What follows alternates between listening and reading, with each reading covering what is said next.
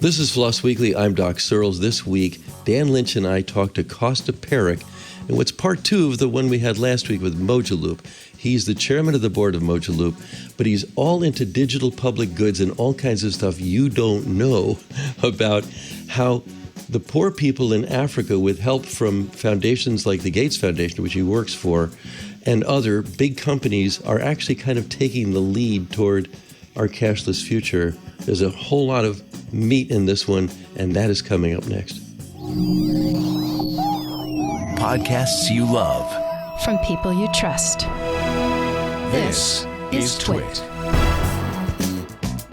This is FLOSS Weekly episode 655, recorded Wednesday, November 10th, 2021. Open source and digital public goods. This episode of FLOSS Weekly is brought to you by Command Line Heroes, an original podcast from Red Hat that tells the epic true tales of developers, programmers, hackers, geeks, and open source rebels who are revolutionizing the technology landscape. Season 8 is out now. Search for Command Line Heroes on Apple Podcasts or anywhere you listen to podcasts. Good morning, good evening, good whatever it is, wherever you are in the world. I am Doc Searls, and this is FLOSS Weekly, and I am joined this week by the great Dan Lynch, who, for those of you with vision, has come on the screen wearing his hat, looking like a detective. So you're still at home in Liverpool, right? I assume. Yeah, hi Doc. Yeah, I'm at home in my little studio in Liverpool, near the northwest of England, way up in the northwest. And and I'm in Bloomington, Indiana, one of the flyover states. Not where I'm here more often now. I'm pretty much living here. So are you? Have you listened to last week's show? Did you prep by listening to last week's show, which is sort of like the first half of this show? With yeah, I did. I watched it. I watched the video. Excellent. I watched the video this morning, and I think I'm fairly up to speed, but we'll soon find out how that goes. Yeah, ready for part two with Kosta Peric. Are you familiar with Kosta? Have you briefed yourself yet on Kosta? I've read his bio and his LinkedIn stuff, so I think I know him fairly well. I can ask him about his book and all the other things that he's got going on. Yeah, no, he's a man of many trades, and as we were just saying, many languages as well. And we'll get to that, but first I have to let everybody know that this episode of FLOSS Weekly is brought to you by Command Line Heroes, an original podcast from Red Hat. Command Line Heroes tells the epic true tales of developers, programmers, hackers, geeks, and open source rebels who are revolutionizing the technology landscape. It offers a unique blend of historical context and current trends shaping the tech landscape. This season tackles one question from every angle. What is a robot? A servant, a factory worker, a prosthetic, a vehicle? Why do we build robots that look like us? And we often ask whether or not we can trust robots. Can robots trust us? Science fiction tells us many stories about robots. In the future, they will serve our every need. Maybe they'll help develop a mind of their own or turn against us. Maybe they'll be the savior of humanity or our downfall. Season 8 of Command Line Heroes covers the robots that are in our midst and the determined dreamers who bring them to life. 8 episodes compare the promise of science fiction to the reality of robots today. I had the opportunity to listen to the first episode of Robot as Servant, and it was so interesting. Here's a clip. While making this season, we discovered a robot reality that's pretty removed from the robots we imagined. And yet, all those misguided ideas about what a robot should be actually shaped what robots are.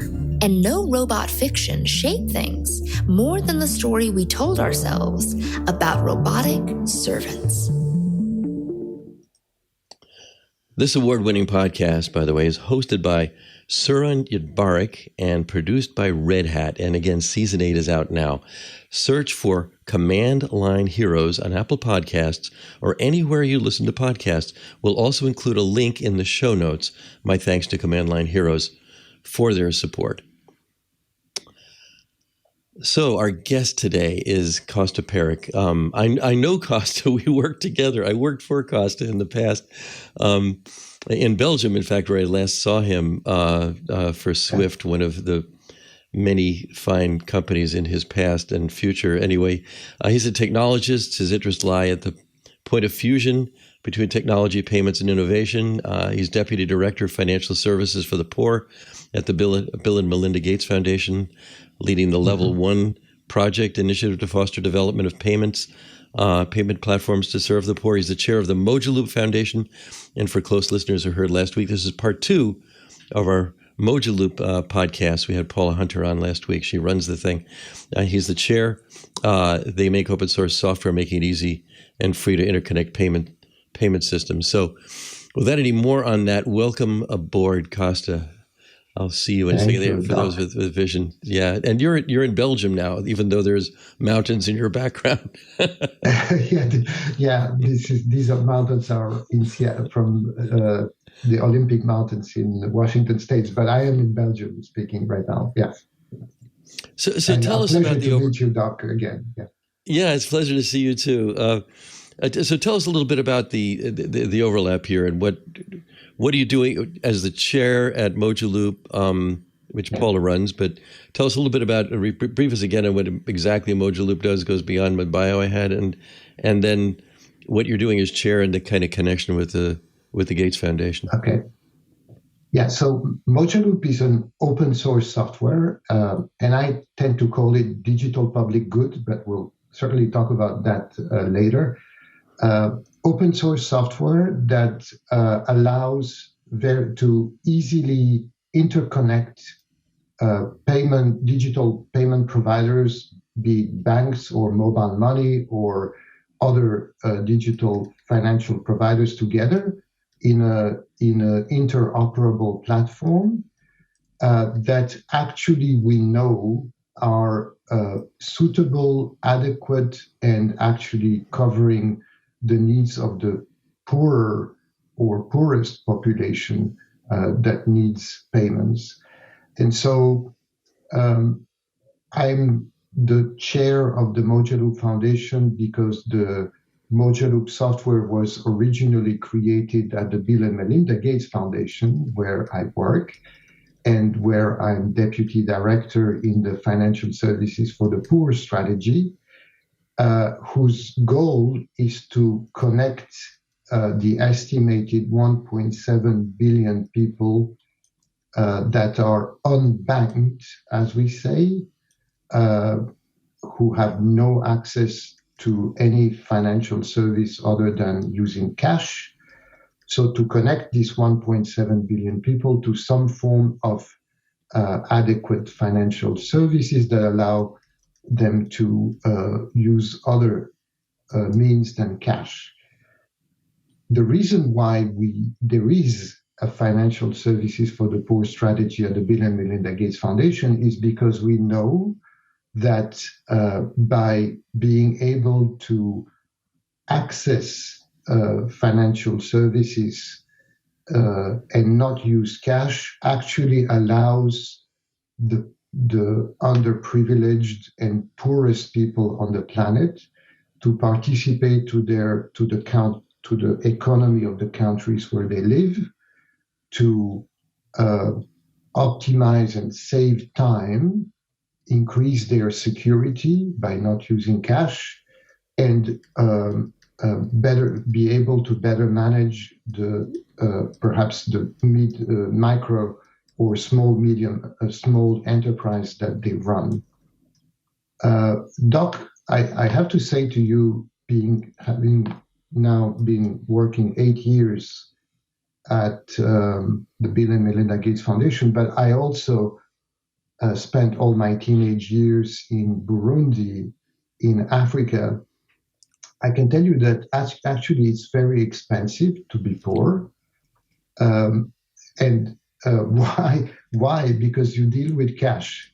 And so imagine that if you are a household in rural Africa and you have a son that works in a city, in a big city, if he wants to send money back to the family, he has to arrange for some form of transporting the physical cash to the family. That is risky. because if you give this to, let's say, a bus driver that goes to the village, well, the bus driver may or may not deliver the cash. It's expensive because the bus driver will have to be paid for this service. So that's one example. The other example is if you are the mother of children who go to school, you have to pay the tuition for the school.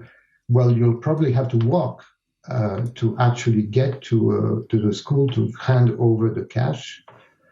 But you may have to walk the whole half a day to do this, so you lose time. And another problem that also happens with cash is that women tend to be underprivileged in access to financial services in general. So that's kind of the setting, the context that underlies the financial services for the poor strategy at the Bill and Melinda Gates Foundation. And we work to help governments, central banks, private sector entities in Africa, South Asia, to deploy payment platforms that essentially alleviate and solve for all of these problems by enabling these people that I mentioned to use a simple mobile phone to access essentially payment services and identity services and be connected to a financial platform that will allow them to deal with other things than cash. Now, and just to finish the long explanation, why is it that I'm also chair of the Mojave Foundation is because as we work in our strategy at the Gates Foundation, we have noticed that deploying these and running payment platforms requires skills and capacity that not all countries have. And so what we have decided to do to allow these countries to leapfrog essentially is to provide a reference implementation of a interoperable payment platform that is inclusive in the form of an open source software. So we have commissioned the development of this software and put it in open source. It is now available on GitHub and on mojaloop.io. And then we have created the Mojave Foundation along with other partners, other philanthropies and other technology partners, so that the software has a home for the future and be able to evolve and serve the needs of many countries and regions in Africa and South Asia and on the planet. So it's a long explanation, but it's required to understand it. Yeah. It's a good explanation. Thank you for that, Kosta. I was wondering about whether this. So I realize the Mojave Foundation is a separate entity to the Bill and Melinda Gates Foundation, but do you think having the backing of the Gates Foundation has helped with adoption or the kind of kudos that they have for such great work that they've done around the world, particularly in Africa and other places? Do you think that's lent you some credibility and helped to boost the project to get it going? I think yes. Every partner in the Mojave Foundation brings an angle of credibility and reach and outreach. So the Gates Foundation, as you can imagine, neutral philanthropic entity, we can pretty much knock on the door of every central bank or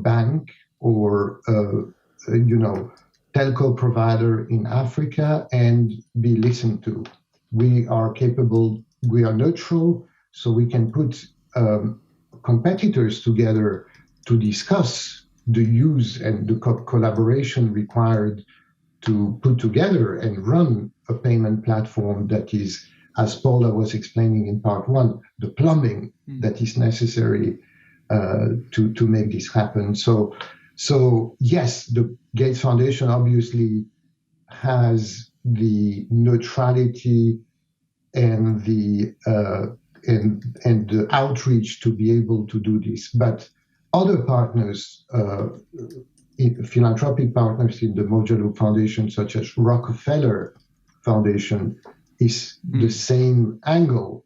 But we have technology partners. Google has a huge, of course, pull from the perspective of digital economies in low and medium income countries.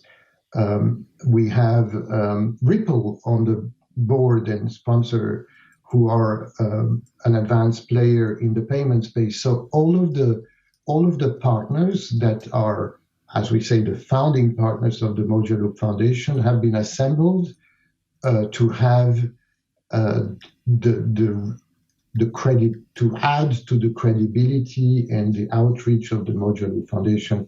The last partner to join the foundation as a sponsor is the Monetary Authority of Singapore, as Paula mentioned last time in the last week's episode, who is a central bank. So that's a huge, and it's a central bank, and it's a central bank recognized on the planet for their innovation and their drive, in particular for financial inclusion. And so they come in with the central bank angle and being able to outreach to the central bank community. And so the partnerships, the partners in Mojave have been carefully assembled, and I'm proud to be the chair of such a great assembly of partners to cover for all of the needs and to add the credibility. Thank you for showing them to add the credibility, as you say. That's really great to hear. I mean, I have to admit, I don't have a lot of experience of the financial kind of tech or fintech kind of world, but it seems to me like there's a lot. Obviously, there's a lot of competition there. There's a lot of stuff going on. Has there been any kind of a reaction against this being an open source solution? Did people get on board quickly with that? I mean, obviously, you've got Google and people backing you there. Then obviously, that's going to lend more credibility again. But do they like the idea of working together, or do they still kind of want to compete, if you know what I mean, want to fight all the time? Yes.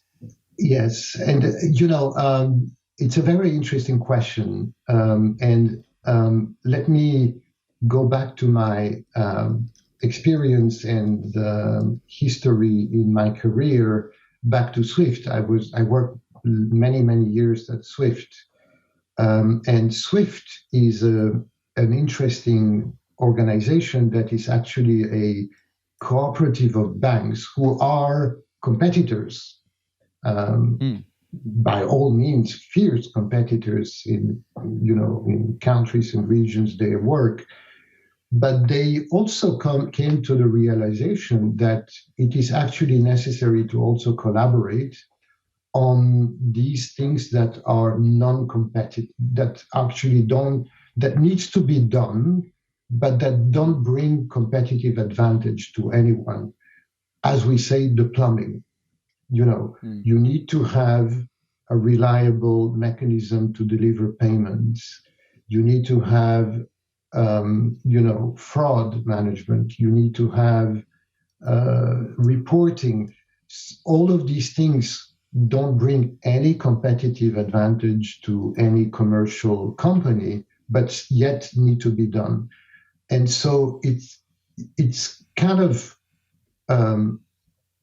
conceptually easy to explain to commercial entities that are competing that it's actually also required to collaborate in order to better compete.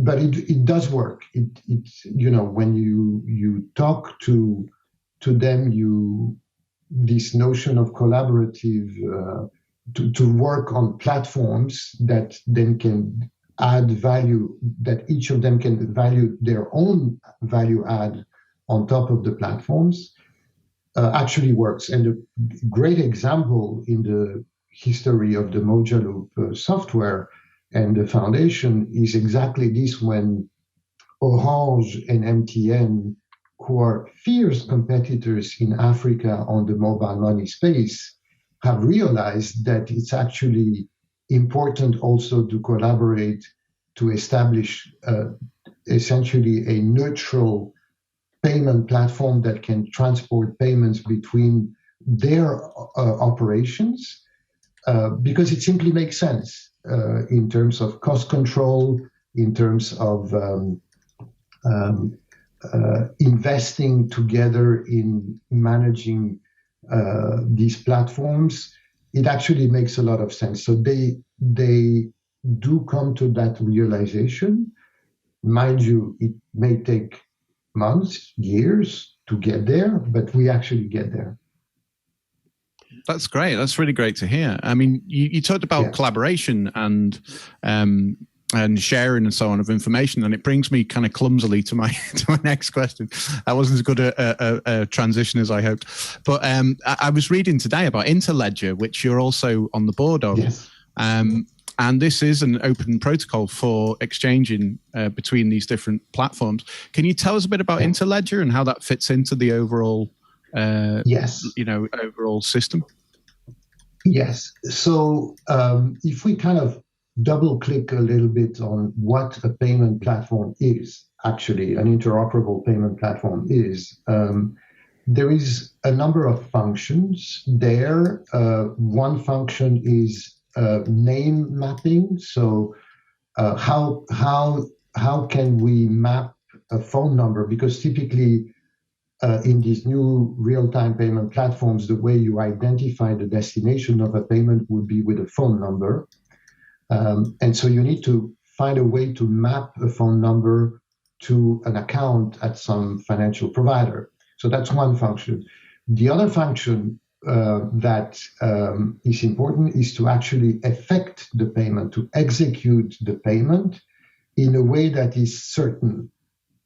And some auditors and listeners will remember that in the world of the databases, relational databases, there was a concept of a two-phase commit that basically made sure that a particular transaction was actually logged into the database or was not logged with certainty, that there was no doubt. Well, Interledger does exactly that for payments. It basically, it's a protocol that ensures that a payment is, that there is certainty on whether the payment was actually made or not made. And that's a very important function. And the Mojave open source software relies on the Interledger open source protocol for this very important function. And then there are some other functions in the Mojave software, notably clearing and settlement between providers, and some others which we may come back to later if necessary. But so Interledger, so and I love this cascade of open source initiatives. So Mojave relies on Interledger for this function, but also Mojave relies on a number of other open source initiatives like Docker and I can't even remember them all. But so there is like a hierarchy of open source initiatives, protocols, and softwares that contribute to ultimately what Mojave is about. And that's great. That's really the beauty of open source approach that I love. So several things I'm wondering about how this works on the ground. So, for example, we talked a little bit with Paul about this, but maybe you could expand on it. What are people using? I mean, you're talking about the poor, and that they're not using an iPhone 13. Okay, they don't have that. They're using something more simple than that. But it also occurs to me that they're sharing phones. They may be sharing phones as well. So I think there's sort of two questions there. One is what gear are they using? If especially they don't have banks, right? So the unbanked are using some kind of tech to move cash, to obtain cash, to transfer cash, but at the same time, I would think, especially if phones are shared, there may be a risk there as well. So I'm wondering what you do around risk mitigation at the ground level. Yeah. So the basic innovation that happened, and Paula has mentioned it, and you guys talked about it last time, is the concept of mobile money. That was the innovation that is now 12 years old, I think, that happened in Kenya and a company called M-Pesa that essentially provided a way for people to send and receive money as easily as they send and receive text messages based on simple, bar mobile phones, mobile phones that just have text and call capability, but they have demonstrated that these phones are actually adequate instruments to do so. And so, yes, there is no need to have sophisticated smartphones for this. Simple mobile phones do the job, and it's important because smartphone penetration is very, very far from being pervasive for the poorest, while depending on the countries and regions, but the coverage and the ownership of mobile phones varies between 70 and 90%. These are simple mobile phones. So everything that we do and everything that the Mojave software does needs to be accessible from very simple mobile phones. That's one of the key rules of the game of this. So that's kind of point number one. Point number two that you mentioned is the changing of the phones, so that's tricky. And as we talk about money, we need to talk about regulations, and everything that we do, of course, must obey country and regional regulations of the countries where we help. And so more and more, the regulations push for the payments to be fully attributed to people. And that means that sharing is discouraged. That actually trend has shown, and I mentioned this at the beginning, that there is a big gap, for example, in ownership of mobile phones between women and men in these disadvantaged populations. So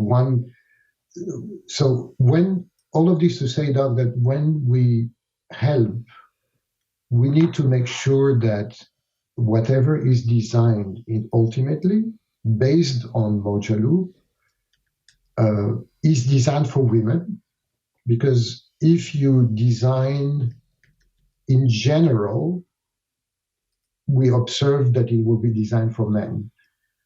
So you have to actually specifically design for women because there is a sometimes huge gender gap.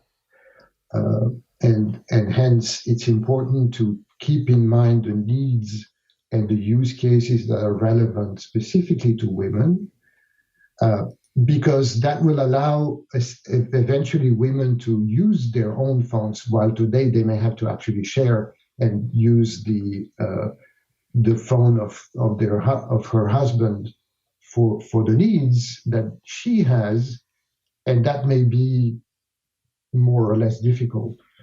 And so what we need to do, besides the technology angle is is to make sure that what is being designed by the country stakeholders with our help is aimed at reducing the gender gap, in making sure that it is essentially about financial inclusion, so including everyone in the economy, and that everyone will benefit from this.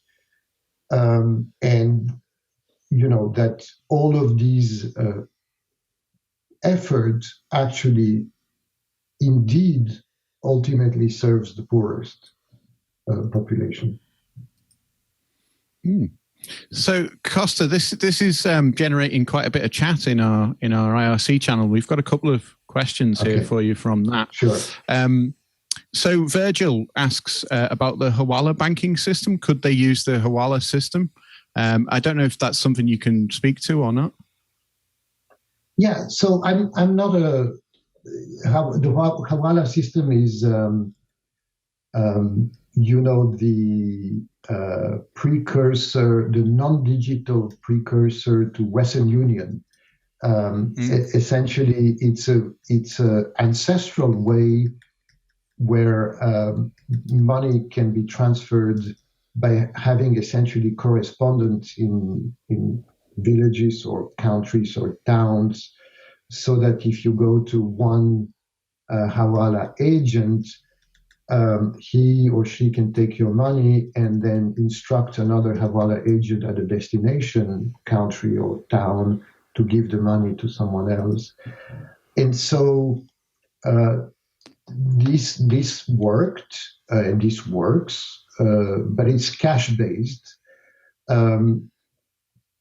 So this works for what we call P2P transfers. But if you take the full spectrum of financial transactions that even the poorest are subject to, and mind you, just let me open a quick parenthesis here, coming back from my time, my teenage years in Africa,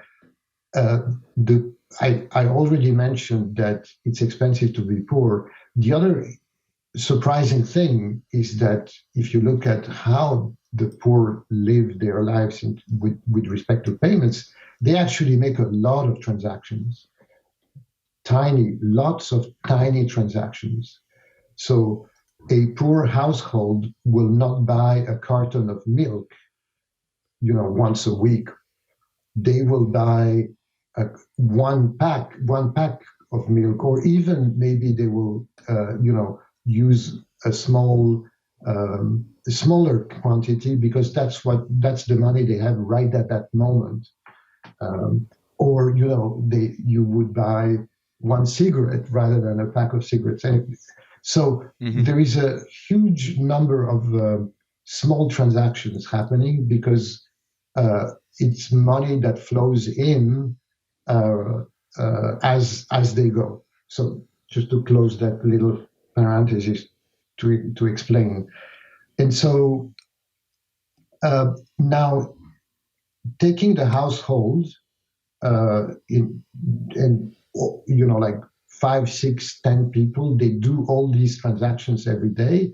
Some of these transactions are P2P that can be done on Hawala or mobile money, but more importantly, as we go along, it's more simple things like paying for utilities.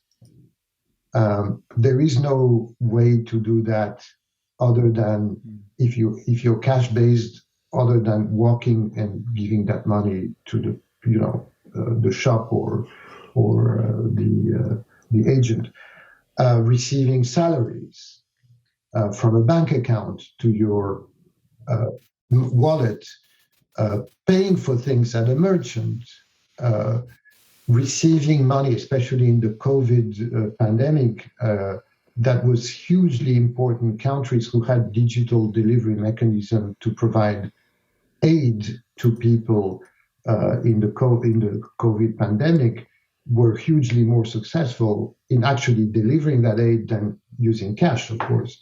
So you have to, there are lots of solutions that cover, one or several of these use cases, but you actually have to, if you want to really be useful for this household, you have to provide to them a way to do all of these transactions from a single mobile phone. And that is the power of interoperability that Mojaloop provides. You can receive the salary on your wallet. You can go to a merchant and pay with your wallet. You can pay your utility to someone who has a bank account. You can send money to people instantaneously. There are many, many other use cases that we are seeing, like buying electricity as you go. Remember my examples. Another good example is more and more in Africa, people pay electricity for a day rather than a month. So all of this is made possible by these interoperable payment platforms. And all of this is actually much more efficient than trying to have, silos of functionalities, Hawala for this and Western Union for that, and, bank account for yet another thing. All of this makes it easy, efficient, and cheap for these households that we look at to do. Excellent. Thank you for the explanation as well. That was really, really interesting. One of the other things that the chat seem to be discussing or debating at the moment is whether you need an internet connection to use Mojaloop. So could somebody with a phone that's just only capable of SMS and so on interact with Mojaloop? I mean, that seems to be something that we were talking about already. Exactly. So Mojaloop interconnects. So and let me just be very complete in answering this question. And actually, it's a good segue on explaining some basic concepts. But the short answer is yes. You don't need an internet connection. You can do all of this from a simple, Nokia bar phone with SMS text and phone call capability. The way this works is that the person that is served, the poor person that has the phone, actually interacts with a financial service provider. That can be a bank with a traditional bank account and so on, but we know that this is the minority by far in these countries that we work in. The more probable situation, the more often found situation is that the person will be served by a non-bank, an emanation of a telco, for example, with a mobile money offering, such as M-Pesa in Kenya or one of the more than 200 mobile money operations in Africa. And for that, you don't need more than, this phone that you are showing. The phone will pull up a menu of options through a system called USSD that will allow you to look at your wallet. What do you have what is your balance on your wallet? Initiate to send a payment, and et cetera, et cetera. So that is all handled by the provider who has this client. The provider on the back end will then talk to Mojaloop, will be connected through Mojaloop to other providers, be it mobile money or banks or the central bank or other providers, so that this payment that is being sent or received by this person can come from other mobile money providers from another mobile money provider or from a bank. Today, in fact, most of the mobile money offerings today are still require the sender and receiver of the payment to be connected to the same provider. And that's great, and M-Pesa has achieved connecting more than 80% of the Kenyans to their system. That's excellent.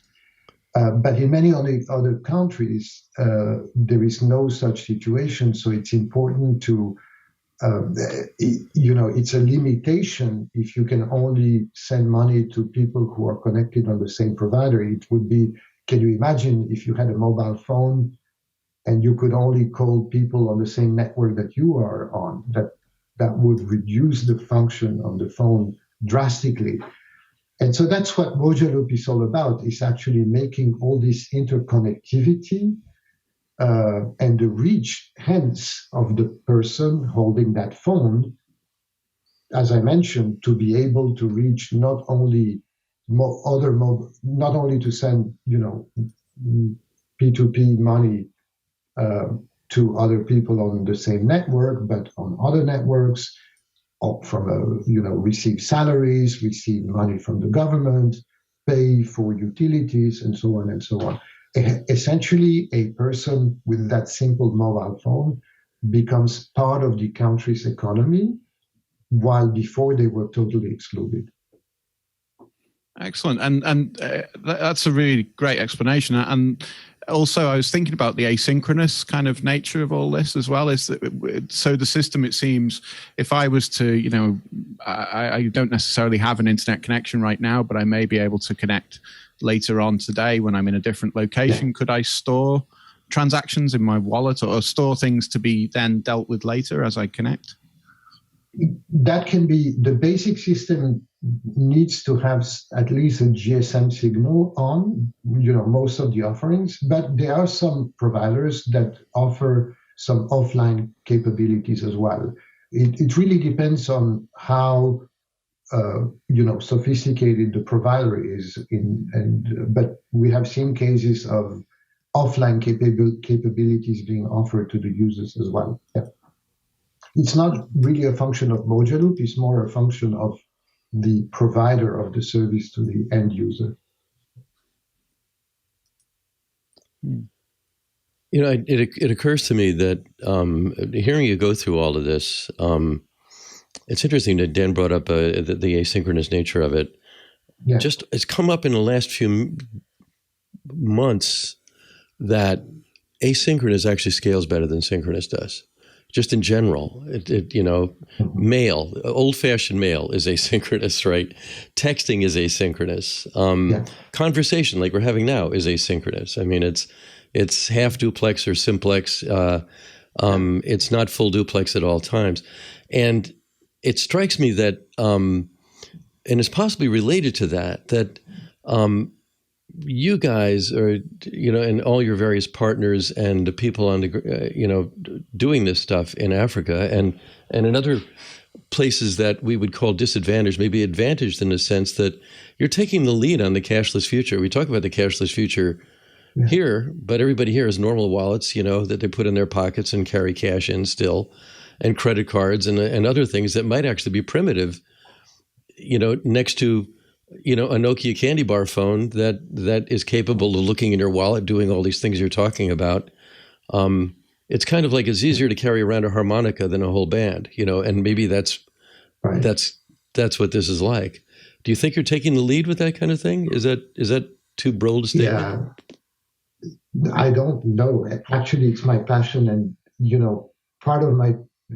I'm passionate about what we're doing ultimately because of the impact. But I'm passionate about what we are doing because I think that to the exact point you're making, Doc, that I think that the innovation is happening right now in Africa with respect to payments. If you look at, like for example, Mojaloop is being implemented in Tanzania now, and will go, in fact, is in user trials, and will make it possible to do what I just mentioned from a very simple phone, to do all of these use cases, P2P, or receive, salary, or pay pay for goods and pay for utilities, all of these seamlessly.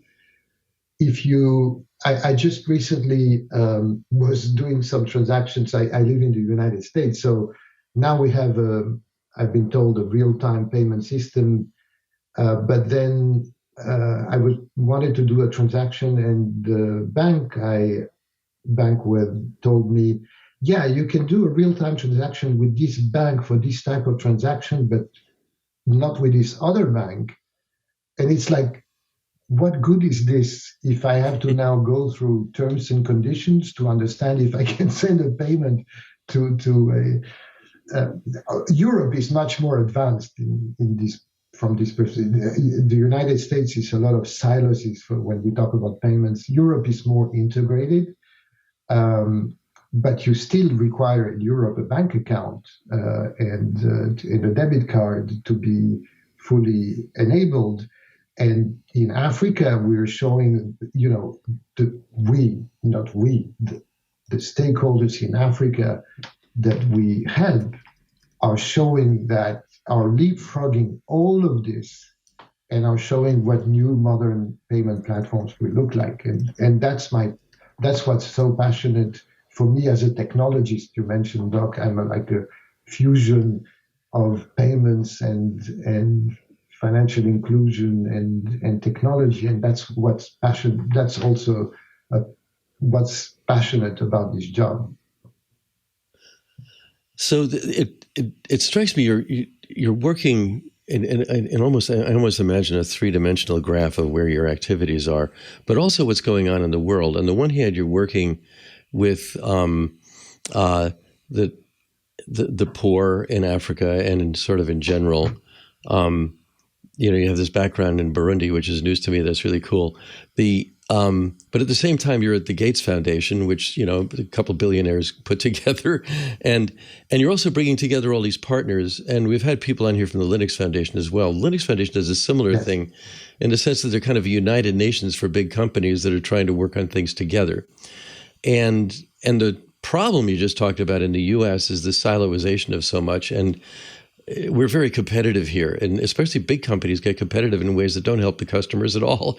They're all trying to trap the customers and hold them captive, and so we don't want you dealing with other companies. Go back to the Clue Train manifesto there. Yeah, to the Clue Train. I wonder who wrote that. I wonder. I gave a talk yesterday in which I said, all this stuff we talked about in Clue Train 21 years ago still isn't true. We're still seats and eyeballs and end users. I so much agree. Yeah, I mean, it aspirationally, it was really fine, but we're not there yet, and it's 21 years later. But it seems to me there's an interesting thing happening with these big companies, because you were saying that it isn't just that your partners with Ripple, and I see Google there and some others. They're actually putting people on this, right? I mean, they're putting coders on this thing. They're doing something. They're not just saying, "Hey, we support this. We're a partner." I think in older times, when tech wasn't involved, a company could say, "Hey, we gave some money to the foundation over here, or the foundation has even given some money to so-and-so, and we say we're in that game, but we're really not in the game. We've just given money to the game." But there's playing in the game now. So I'm curious to know, I mean, on an open source project, there are maintainers and committers, and, it's all in a repository, and people, there is getting along, and there are mailing lists and things, so there is communication. But I'm just wondering about how, even at the corporate level, there's a decision made there. How do you coordinate all that? Because it's somewhat of a new thing, getting real at that level. Yeah, I agree that it is a new thing, and I would dare to say that. The incursion of open source into the payment space is perhaps really a novelty. I mean, open source was very much pervasive on some more basic functions like operating systems and databases, which are tools. Starting to talk about open source in payment systems, and mind you, Doc, flagging this for you, but we can talk about open source for digital identity at another occasion, which is another thing that I'm doing beyond payments, but let's earmark that for maybe another talk. So yes, and these companies that have joined the Mojave Foundation share a belief that is best summarized by the words digital public goods. It is time to realize that basic humanity needs need to be available to everyone in a non-competitive way. That's essentially what digital public goods are. And these companies that participate to the Mojave Foundation believe in this, believe that making payments be a commodity that make it possible in Africa to send money from, instantaneously from a phone in Morocco to a bank account in South Africa is something that is required, that these are the digital rails of the future of humanity. And all of these companies believe in this. And so digital public goods is an interesting concept. Open source. So not all open source initiatives are digital public goods. Digital public goods are these open source initiatives that aim to advance essentially the sustainable development goals and that of the United Nations by making payments to be a basic commodity that everyone on the planet has access to. And so how does so that's the belief. And so how does that happen then, you may ask? What's the mechanism to make this happen? And it's kind of conceptually very simple. The idea is that there are countries, I mentioned Kenya already with the M-Pesa system. Another country that has made huge progress in making this vision of payments available to everyone is India with their UPI system that is quite pervasive, that processes 100 million transactions per day these days, efficiently, cheaply for pretty much everyone in India. So these countries have innovated, right? Not all the countries, not all the 54 countries in Africa have the same capability and resources and capacity to invent this in the same way that India or Kenya and other countries have done. And so this digital public goods concept is all about making it easier for other countries to follow the lead of these pioneers, not to make the same mistakes, but also not to reinvent the wheels. And I tend to, when I explain this, to non-technology people, I tell digital public goods are like a tomato paste concentrate.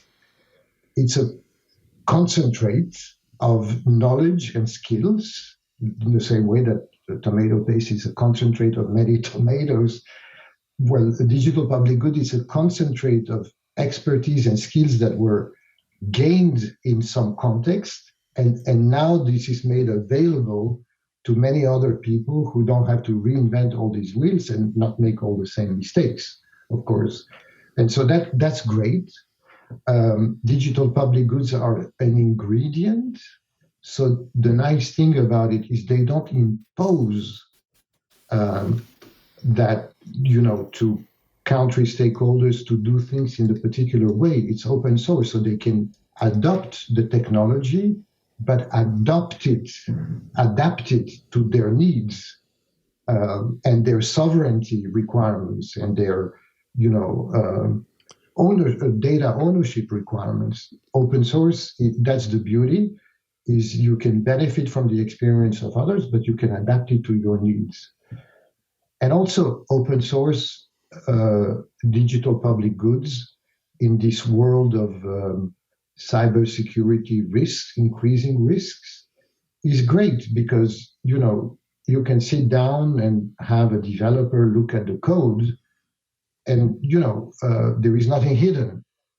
You can actually analyze the code to see what exactly you are using, in the same way that the tomato paste, you can look at the label and see what's inside and decide whether you want to eat it or not. So that's all these companies that have joined the Mojave Foundation as founders and sponsors, and the community believe in this in this notion of, if we want to scale and so that Africa has total coverage of cheap, instantaneous payments for everyone, the only way this is going to happen is by allowing all these countries to implement fast what has been implemented elsewhere, and not have to reinvent and take, reinvent all these wheels and not make the same mistakes.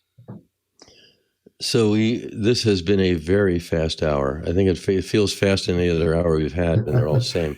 Where are we? Yeah. Yeah, we're pretty much at the end. So okay. Wow. So we usually end with four quick questions. The first is, are there any questions we haven't asked that you'd like to have asked? I actually can think of some, but I'd rather have you that you could answer quickly. No. I wish we could have talked a little bit more about digital identity, which is another big topic. Yeah. But if you don't mind, Doc, it's huge. Oh my gosh. Yeah.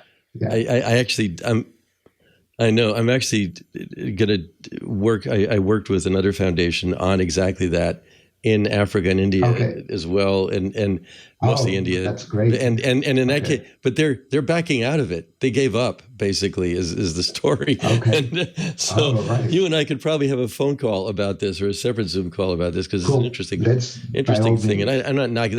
They did a good job. It's just they're not doing it anymore. They have initiatives. They don't stay with them. Yeah. One very quick question that I had is all of this, that the movement of digital public goods, multiple currencies, non-fiat currencies, all of this. I'm wondering if that has a stabilizing effect on currencies. Is it a stabilizing? I would think it does. And a quick yes, no, or I don't know would probably be best, because we're so short on time. I would say probably not. It's not the aim to stabilize currencies. This is more about interoperability.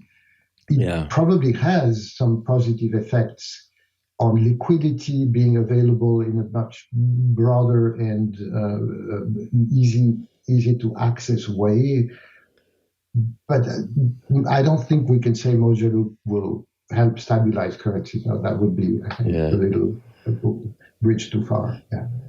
Yeah. So I probably took up too much time asking that. Do you have anything to say about blockchain? That's one quick question. And no is a fine answer too. So blockchain is blockchain is an ingredient to this story. It's not the solution. It's an ingredient, in the same way that we talked about how Mojave uses Interledger. Yes, Mojave can connect different blockchains together in the same way they connect financial service providers together. So interoperability is also about interoperability with digital currencies, of course. Yeah. Okay, and the last two. Now, whether a farmer in Kenya has benefit from digital currencies and another philosophical. That's a good question, actually, and my guess is not necessarily now. Anyway, last two. What are your favorite scripting language and text editor, if you have any? Python, and the text editor. Mostly I used recently, for some reason, the plist editor, but yeah. So yeah. Excellent. I deal a lot with some plist, some configuration stuff about Mojave. So yeah, plist editors is my thing for now. Yeah. Well, it has been great having you on the show. We'll have to follow up on and offline. This is too much interesting stuff. Of course. Thanks so much for being here. Thank you for having me. We'll thank Paula again. Yeah. Okay. Yes. Take care. Yes. Thanks a lot. Okay. Take care. Yeah. Thank you. And Dan, so that was a good one, huh? Yeah, really interesting episode. I'm sure you'll agree, we could have at least filled another hour, maybe 2, 3, I don't know. But yeah, it was really interesting. I thought Kosta had some really interesting points. And now all I can think about is tomato paste. He described how the tomato paste was the ingredient. And I was like, yeah. He said, but blockchain is tomato paste in the chat, which makes sense. In a kind of way. I imagine it will eventually. And because we kind of went long, do you have anything to plug? This is always plug time. Sure. But just head to my website, which is danlynch.org, and people can find out about music and podcasts and other things on there. So, yeah, that's the place to go. For those watching, Dan always has the guitar in the background. It's cropped out at the moment. I'm watching, but he's got a guitar. It's still there, and it's there. It's there. Yeah. And you play. You're right-handed. I see. Unlike your neighbor in Liverpool, Paul McCartney, who's famously left-handed. Left-handed. They say left-handed people are more creative, but I dispute that. But I don't know if there's a photo's reversed, but I actually think I saw an image of him. He actually plays the bass. He played the bass of the Beatles, but I saw him holding a guitar right-handed and doing something with it right-handed. So maybe he goes ambi on that. That's an interesting question. You'll have to ask him next time he's in town. When he comes around for tea later, I'll ask him. Put it to him. Okay, thanks so much, Dan. This has been great. Yeah. No problem. Yeah, thanks for having me on, as always. And I have to see the guest for next week, and which I'm hurrying to look, and I never do. And it's okay. There we go. Wim Taemans of Pipewire. So that's coming up next week with Jonathan as the co-host. So that'll be a good one. So come back next week, or anytime you want, on our podcasts and our videos. And thanks so much for being on the show. I'm Dr. Searls. See you next week. No ads, just the content. That's what you get when you join Club TWiT. You even get extras like TWiT Plus, our new bonus feed just for members, and exclusive access to the Club TWiT Discord community. Join now for just $7 a month and support TWiT as we continue to create top-notch podcasts you expect and deserve. We're just getting started, so be one of the first to join as we build Club TWiT from the ground up. You could be an early member. Go to twit.tv/clubtwit to learn more and sign up now. Thanks. Android is constantly evolving, and if you're part of the Android faithful, then you'll be just as excited about it as I am. I'm Jason Howell, host of All About Android, along with my co-hosts Florence Ion and Ron Richards, where every week we cover the news, we cover the hardware, and we cover the apps that are driving the Android ecosystem. Plus, we invite people who are writing about Android, talking about Android, and making Android onto the show. Every Tuesday at twit.tv, look for All About Android.